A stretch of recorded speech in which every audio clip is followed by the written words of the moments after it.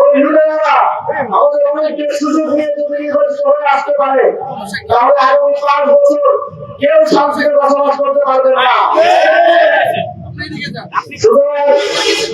রাজনৈতিক কর্মী হিসেবে আমাদের সকলের দায়িত্ব নিজ নিজ আসনে যাকে প্রার্থী হিসেবে মনোনয়ন দেওয়া হয়েছে তাকে নির্বাচিত করার জন্য সর্বোচ্চ পরিশ্রম করা।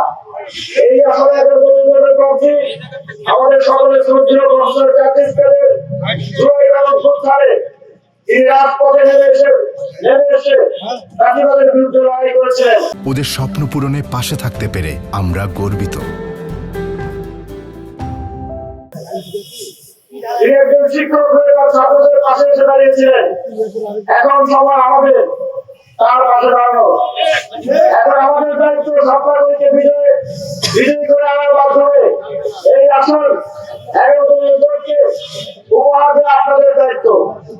সারা দেশে আমরা যে ন্যায় ইনসাফ এবং সুশাসনের বাংলাদেশ গড়ার জন্য কাজ করে যাচ্ছি সেই লক্ষ্যকে সফল করা আপনাদের অন্যতম দায়িত্ব। আশা করি আপনারা সেজন্য কাজ করবেন। আমরা দেখছি নির্বাচন চলে ঘনিয়ে আসছে, প্রশাসন তার কোনো দেখাচ্ছে। গতকালকে আপনারা সোশ্যাল মিডিয়ায় দেখেছেন না, মঞ্চে করে একজন সহকারী প্রিসাইডিং অফিসার ধানের শীষে ভোট চাচ্ছে। আমরা মনে করি এটা গণতন্ত্রের জন্য অত্যন্ত হুমকি স্বরূপ। আমরা দেখেছি নির্বাচন কমিশনে যখন 11 দলীয় জোটের পক্ষ থেকে 11 দলীয় জোটের প্রার্থীদের পক্ষ থেকে কোন অফিসারের বিরুদ্ধে অভিযোগ যায়, পক্ষপাতিত্বের অভিযোগ যায়, ওই অভিযোগের কোনো ব্যবস্থা নেওয়া হয় না।